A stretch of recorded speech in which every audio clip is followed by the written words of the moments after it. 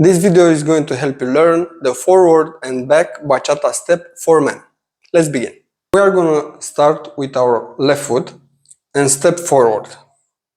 Left. Then bring the right together. Right. Put your weight on it. Now again with our left in front. And bring the right, but this time don't put your weight on it, just tap. Again. Left foot first. 1, 2, 3, 4. Again.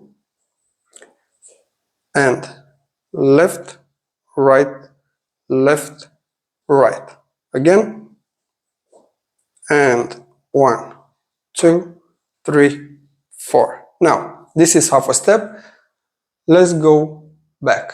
We start with our right foot. So, back with our right. Bring the left together. Put your weight on it. Then again with your right back.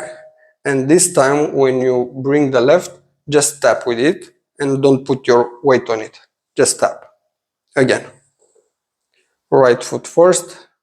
And right, left, right, left. Again. And 5, 6, 7, 8. Now, let's do the full step. We start with our left foot and left, right, left, right. Now, right, left, right, left. And 1, 2, 3, 4, 5, 6, 7. Again.